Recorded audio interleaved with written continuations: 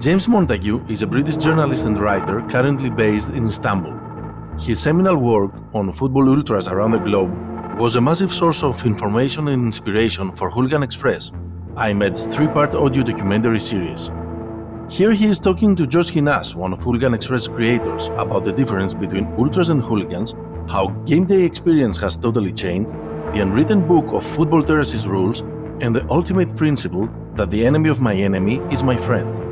And of course, how Greek football is controlled by oligarchs who he thinks should be ultras' number one enemies.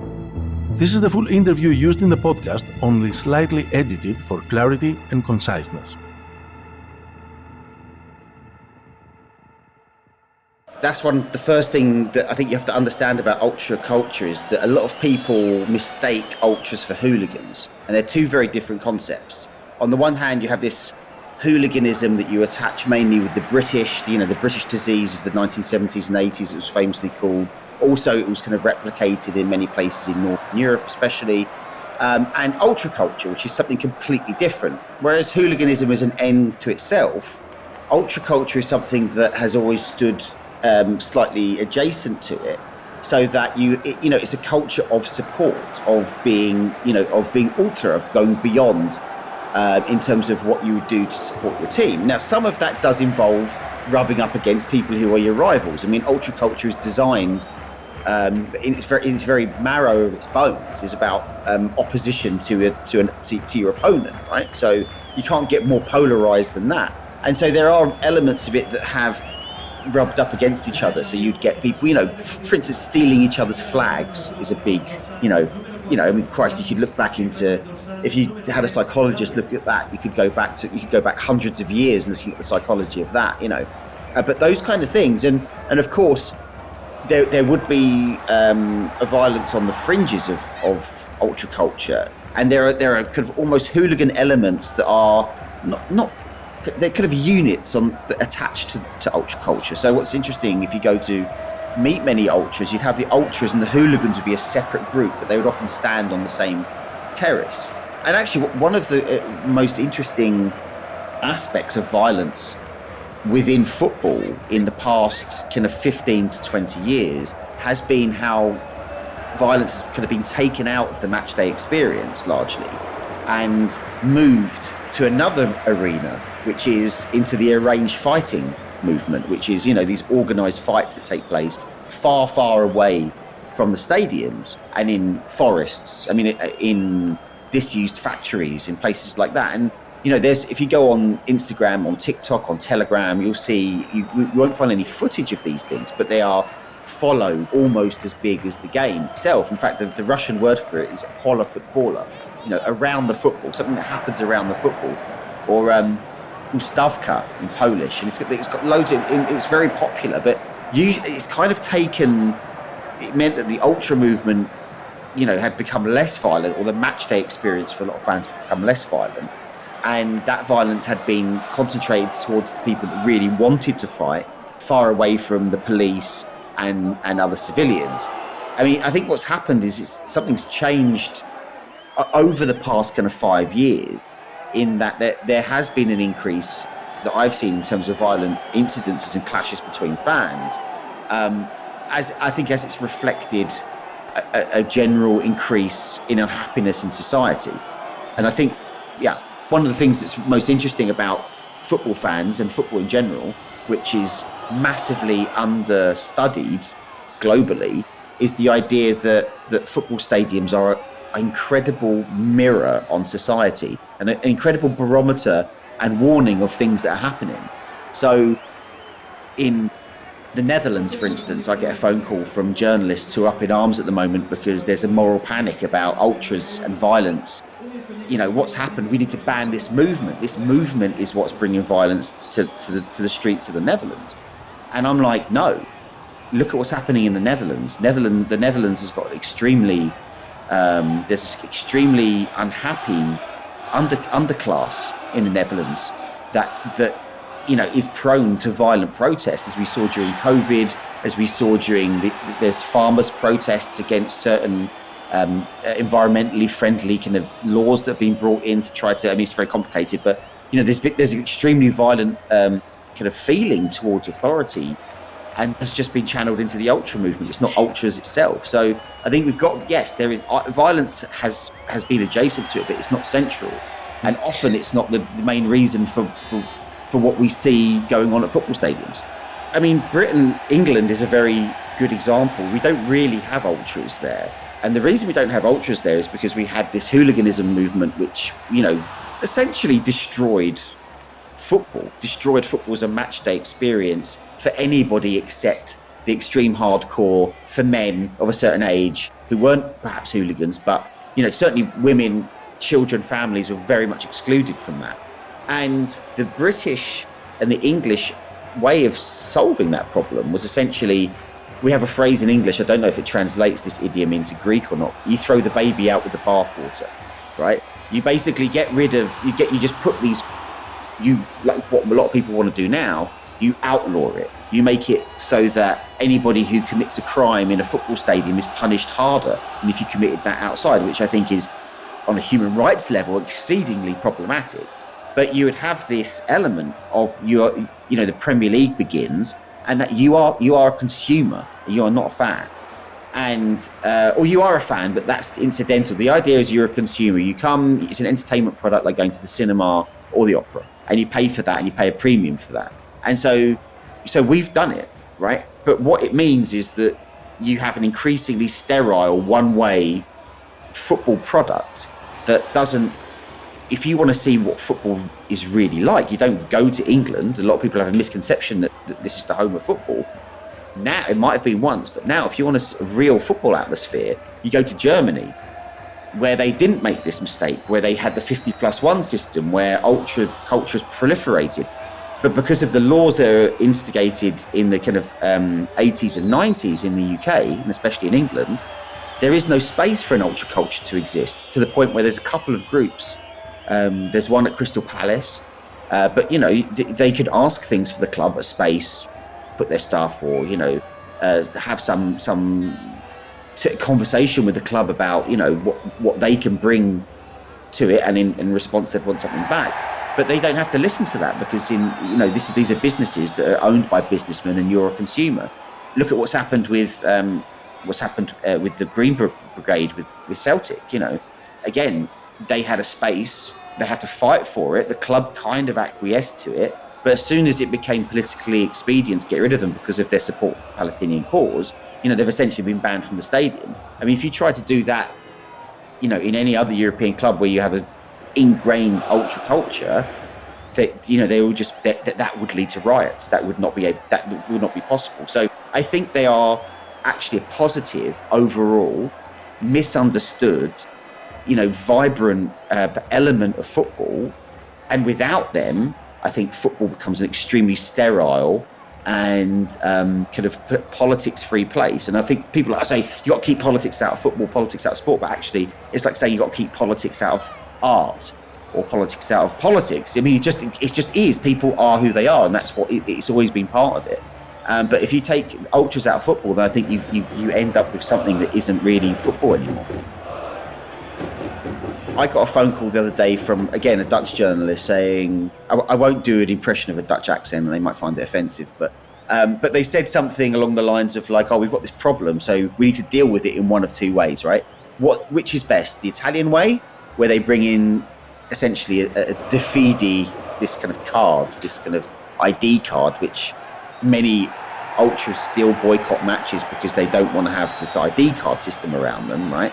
And they have these banning orders that mean that kind of people who have been caught of any kind of offence have to sign in at a police station before, during and after a game to make sure they don't go. Or the British system, which is basically a scorched earth policy, where you basically kind of like you basically knock down most of the stadiums, replace them with all-seater stadiums, put in like all these incredible restrictions and laws in place that you can't drink in the grounds, alcohol can't be around the stadium, in many cases, you know, just bringing all these things that make the match day experience actually extremely sterile, but, you know, at the same time build an entertainment product that has been incredibly successful around the world.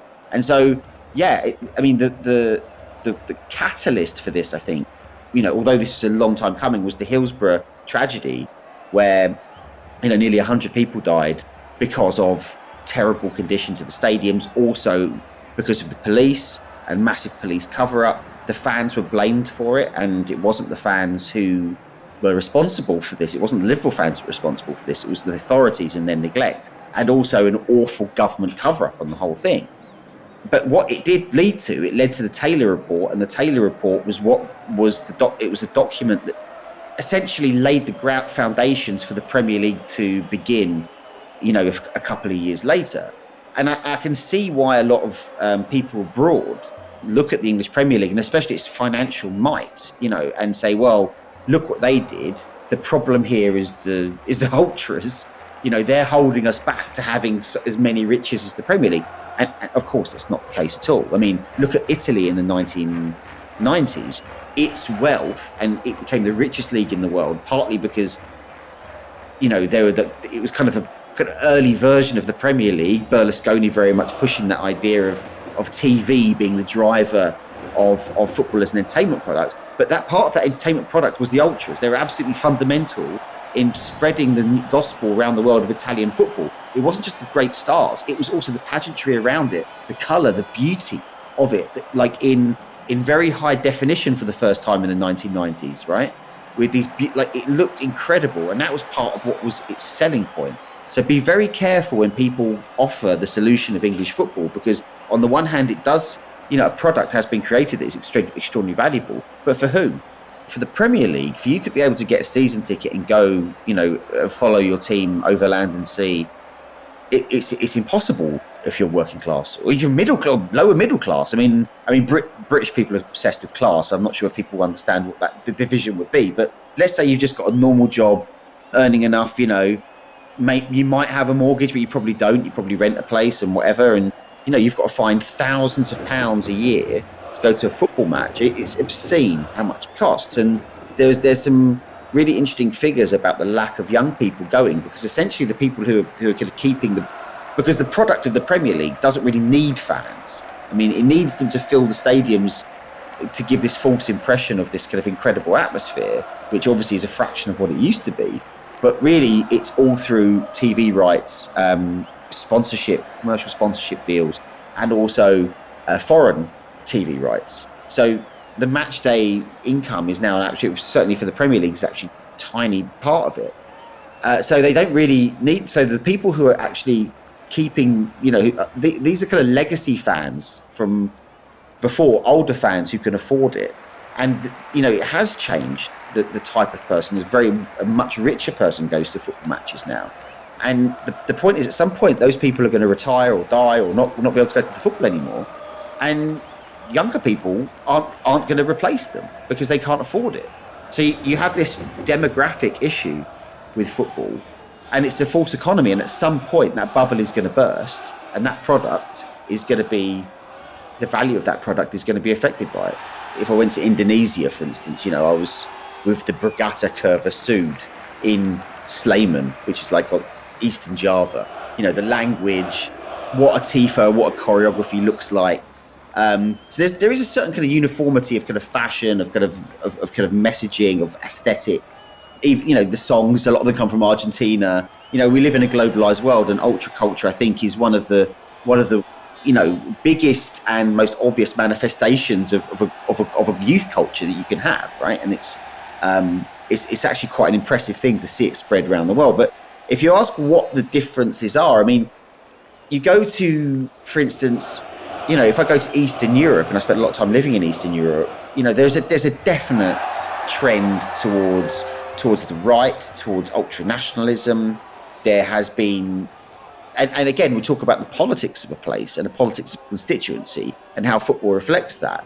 And I think if you look at the people who are part of ultra groups in Eastern Europe, they are, usually working class men, and it just reflects what the politics of those working class men are. And that happens to be, this is the engine of protest, as one guy in Macedonia, a politician in Macedonia, told me. These guys are the engine of protest for populist right-wing movements, whether it's in Poland, in Hungary. There's a connection between, ultras in Serbia and what's happening with the government, which is, weirdly anathema to the idea that, you know, politics and ultras should never be connected, or they should be anti-establishment. When you get further away, then, you know, when you get into Northern Europe, there's much more pragmatic issue with ultras, because they're kind of they're part of the system, but they're still in opposition. So you have 50+1 in Sweden and Germany, for instance. So they're ultras, they're anti-establishment, they're anti-police, they're anti-authority, but at the same time they're part of the system, because they're, you know, they have a group that is recognised by the clubs, and it's kind of enshrined in the constitution of the club.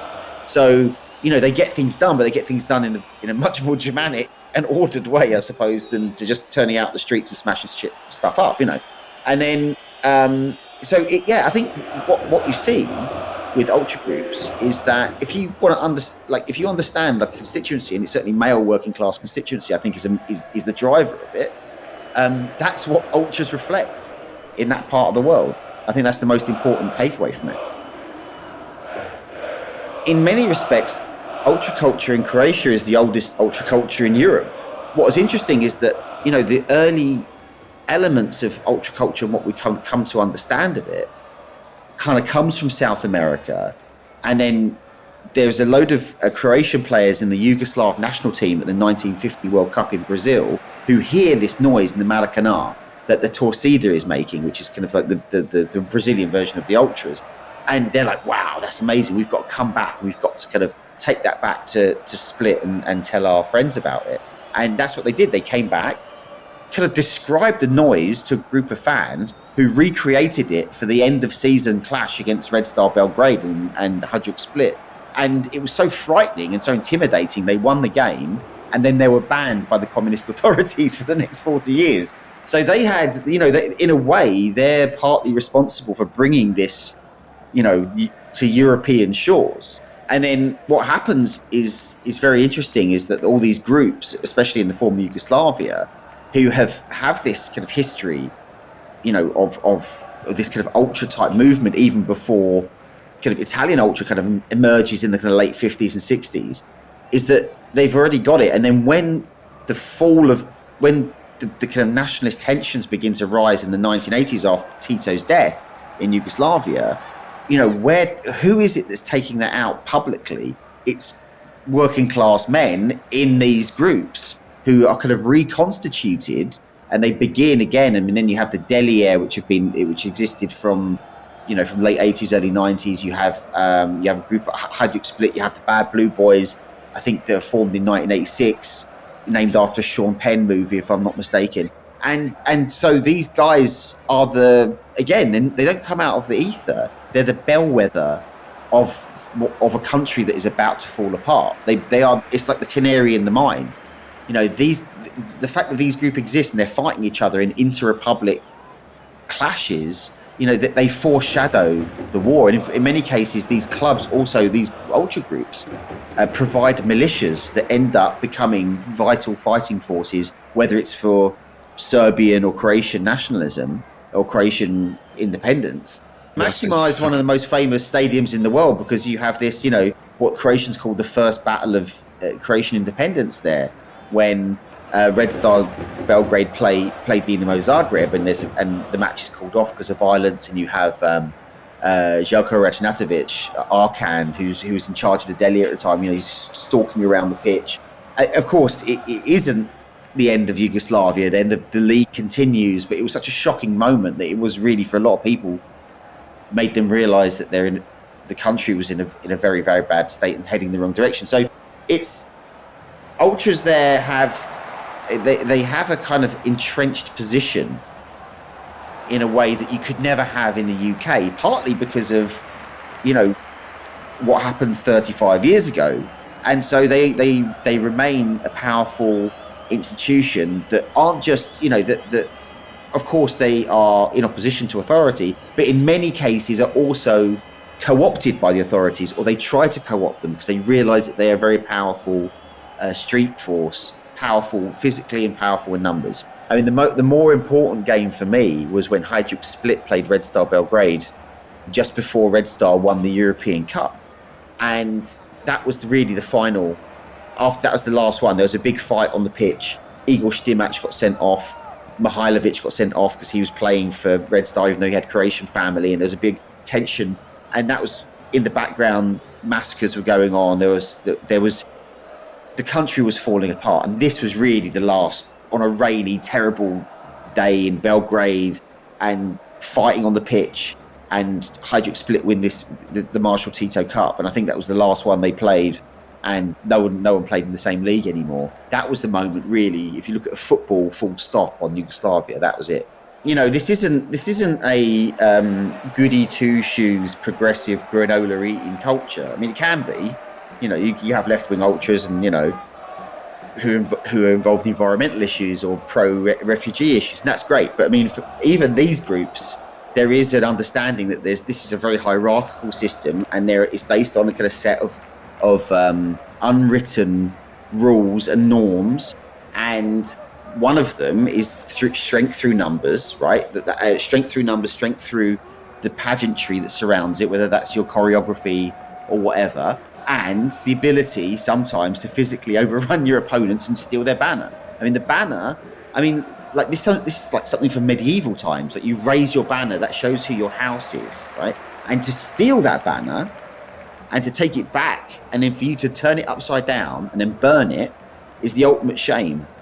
And also, if that happens to your group, you have to, like, there's no written rule, there's no rule book, there's no international arbitrator for ultra conflict. It's just, you have to quit. It's such a shame. You have to give up your group. And we just had this in Rome, where a very strange, because you also have these friendship and enemies between groups as well. And one of the things that's very interesting about the case between Dinamo Zagreb's ultras and AEK's ultras is that the enemy of my enemy is my friend. You have groups, the groups who are friends with Dinamo Zagreb's ultras are automatically enemies of AEK, and the friends of AEK's ultras. So you see those who see this as a tragedy, this murder as an absolute tragedy, who are politically aligned with AEK, who are obviously on one side, and then perhaps on the left. And then you have those on the kind of nationalist right and ultra-nationalist right who absolutely support Dinamo Zagreb's ultras regardless of what happens. So you have this, this incredible system of friendships and enemies that exist. And so if you break it down, like people stealing their flags and burning them, and like it looks all a bit, all looks a bit strange. Like it really means something, and it's really very symbolic. But ultimately, it's about showing your strength, and this is kind of how you would have done it in medieval times, and it's how you do it today on the terraces. It's a generational thing, right? Because when I remember speaking to Diabolic, Fabrizio Piccatelli, the guy who, one of the most famous ultra capos in Italy. He was the leader of the Irreducibile from Lazio, far right fascist. Absolutely, he would say that as well. But he was murdered 3 months after we spoke. But he was very against social media. His point of view was that ultra culture is about person-to-person contact that is built up over years, and that for every one of my contacts, I think he said something like, so every one of my friends that I've made or contacts I've made through my way of doing it, which is to no social media, obviously before social media existed, is worth 1,000 Facebook friends, who you don't know. And the only way you could really understand who these people are and if they're trustworthy or not, and if you can trust them, is if you have face-to-face contact with them. Very, very old school. But that's definitely changed with the newer generation, and it's totally ingrained now that, okay, it's still problematic to take your phone out and film things. I mean, I've had, even when I went to Hajduk Split, I'd film something in the stadium and somebody grabbed my arm. Outsiders filming stuff is still very much kind of frowned upon. But at the same time, showing off your tifo, showing off your choreography, little clips about fights taking place elsewhere. I mean, if you go on Telegram and you see things like, hooligans.cz, or there's all sorts, there's even dedicated channels. I mean, even to the point where someone like me, I think if it wasn't for social media, maybe I wouldn't even been able to write a book like 1312, because one of the reasons there hadn't been a book written about ultras in English is that nobody could get access to it. there was a reason that they jealously protected their anonymity, because it was dangerous for them not to. But in a world where they have slowly adopted to the younger generation, where social media is like breathing oxygen, it gave me a space to enter that scene in a way as an outsider that perhaps might not have been 15, 20 years previously. So it's now, vitally important, maybe not to have your own email address, on your Instagram account, but like, there are some positives as well. I mean, you make a TIFO, choreography of some kind, it's a split second, and only the people in the stadium can see it, or on TV can see it. Now, there's a kind of posterity that's saved forever in a way by being filmed and put on social media. Think of it as an ultra newswire, right? Like, so when there's a friendship made, right, between two groups, right, it's announced on these Telegram channels. When there's a friendship that breaks because they've fallen out for whatever issue, that's announced on the channel. When there's a fight, it's announced on the channel how many numbers there were, where it was, what were the groups involved, who won, how many minutes were the fight. If there's an incident, right, they will usually have one side saying, this is what happened, these guys didn't turn up for the fight, they're pussies. Then, a couple of hours later, they'll then put the reply from the opposite group.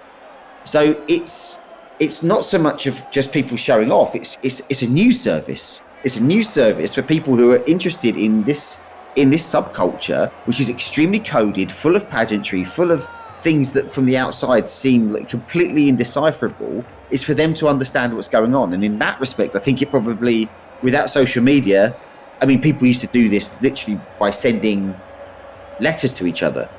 Twinning, this comes from an Italian word, and essentially that you find there are other groups, mostly firstly in your country, but this has become a bigger thing internationally, that you share a friendship with. And that means that you share certain values. You might share certain politics. It might be that you share similar religious affiliation for whatever reason. It could just be a friendship between the capos, or an incident that brought you together. But when you have that friendship and that twinning of you two, it means that the enemy of my enemy is my friend. It means that you are now friends with them and their friends, but you're also now enemies with their enemies. So that means if there's trouble, if there's going to be a game where you're going to need a lot of people, or you want to show support, or you want to show strength in numbers, these people will be welcomed onto your terrace. And when you go to that city, when you go and visit this ultra group with your friends, you're treated like kings, like guests. You don't. I mean, I've been on many of these trips, and you can't even pay for a drink. You can't even pay for a beer. They'll buy it for you, because then that hospitality is expected back. And it's one of the most fascinating aspects of this, which gives it a kind of almost, like a tribal element, is that you have these friendships, but obviously these friendships kind of degrade. They can break over time, and then they become their enemy. I mean, some of these friendships have been going on for decades. I mean, I was in Rome last year, and you have Lazio and Inter Milan that have a 30-year friendship based on the connections between the capos and the upper echelons of both ultra groups, but also a shared far-right political worldview. These connections can be religious, political, social, or just event-driven, but it's to understand ultras. You need to understand that, because you're never just meeting one group. You're meeting all of their friends, and opposing all of their enemies at the same time. I mean, so again, the enemy of my enemy is my friend. There is a war in Europe that is taking thousands of lives between Ukraine and Russia, and one of the kind of most underwritten stories, I think, of this conflict is that it's also a kind of ultra war. The Azov battalion was founded by people in the Kola footballer and ultra community in Ukraine. There's a battalion, the Espanol battalion on the Russian side, that brings together ultras and hooligans and fighters from all of the main football teams in Russia under one battalion. But that also means that it's attracting kind of ultras and hooligans from groups that are aligned politically either with Russia or Ukraine. And of course, the Serbs and the Serbian ultras are aligned with Russia. That means ultimately the Croatian ultras are now on the opposite side, and that's one of the things that has brought Dinamo Zagreb and Dinamo Kiev kind of closer together. And so it's not just in the terraces. You will see many of these guys also going and fighting on the front lines, and their deaths are announced on these Telegram channels as well, or if there's if they're raising money at a match or recruiting for fighters. A lot of this is happening in ultra groups within these channels, and also on the front line, on actual football stadiums. It's the international nature of the fighters that are dying in that fight, in that conflict. And, fan communities, ultra communities, hooligan communities are an absolutely essential recruiting ground, especially for foreign fighters to go and fight in that. And they end up on whichever side their group has a friendship or enemy with, which is astounding, really, when you think about it. John Foote wrote a book about Italian football, and he writes about a brilliant book about Italian football, and called Calcio. And at the beginning of it, I think it's in that book, he writes in the introduction that there's a very famous book by a British Oxford University scholar, very old guy, very old British guy, big Italian, loves Italian Renaissance culture and all that kind of stuff. And he writes a history of Italy, and he doesn't mention football once.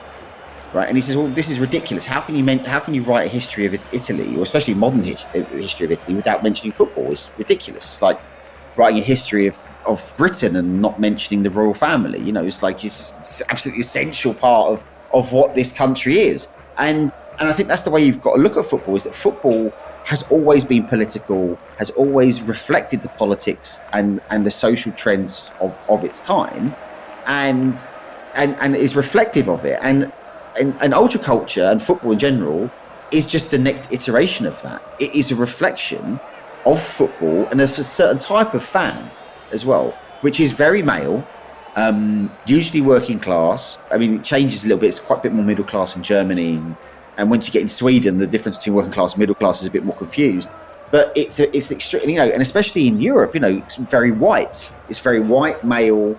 That's changing in a lot of places, but it is a reflection of their politics. And I think that so politics has always been absolutely central to football in the same way it's central to music or art or poetry. It's a form of culture that is it doesn't live on its own. It's not untouched. It's not somehow because it's sport, politics doesn't infiltrate it. It always has done. And this is just the latest version of it.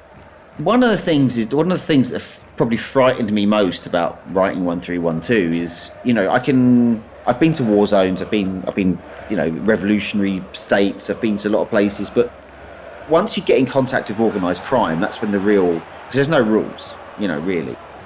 And in the Balkans, and it's not just in the Balkans, there's other places as well where this happens, but there is one of the reasons why I called the book 1312, because it's this number code for in the Latin alphabet, ACAB, all cops are bastards.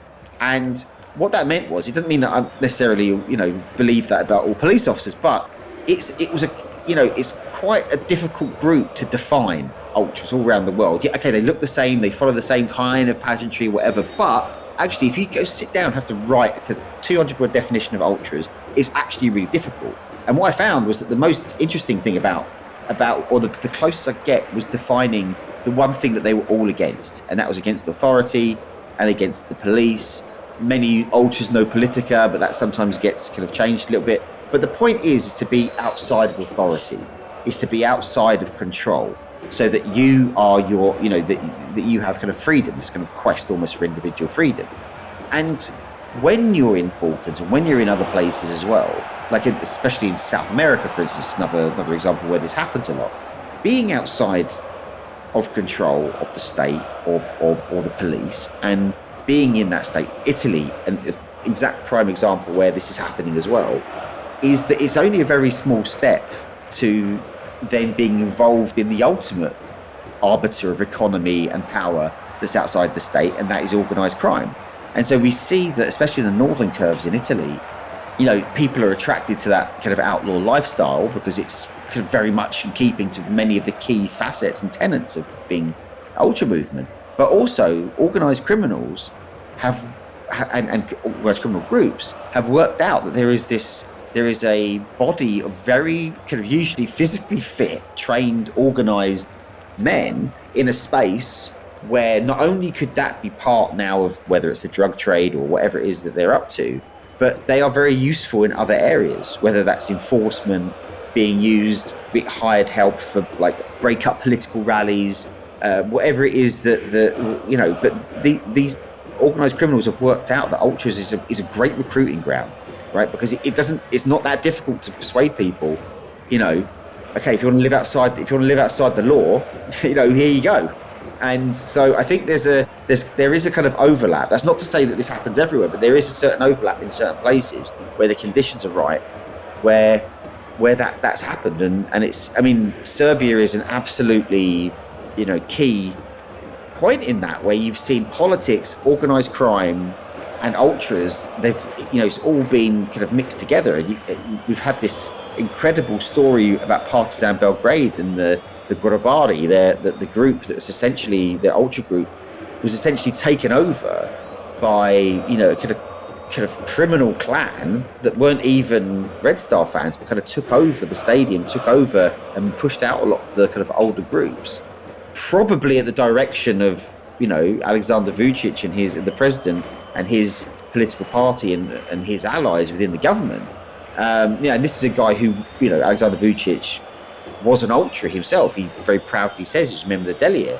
And, when the police finally raided, the ultra room at the stadium, at the Partizan Stadium, they found videos of people being decapitated and, there's this massive criminal conspiracy that was involved, that the government were involved in. So it shows you that given the right conditions, it is a fertile ground for recruitment. Yeah, I mean, Greece has got, Greek football is controlled by, an oligarchy, effectively, whether that's a Russian oligarchy or a Greek oligarchy. I mean, I was talking the other day. I mean, I went in 1312. I went to Greece. I went to PAOK. Ivan Stafidis had just taken his gun out and he'd been banned. And this is, you have the ultras who, some of the best ultras in the world in Greece. At the same time, you have some of the richest men in the world carving up football in Greek society for their own benefit. And that's always been the hardest thing for me, is that if you're and this isn't just in Greece, this is everywhere, right? If you're truly on the outside, an oligarch billionaire really should be your number one enemy, but often it's not. Mixed and sound designed by Aris Athanasopoulos. Produced by George Hinas and Panagiotis Menegos. Visit lab.iMEdD.org to listen to all 3 episodes of Hooligan Express and read more stuff on our research about football violence.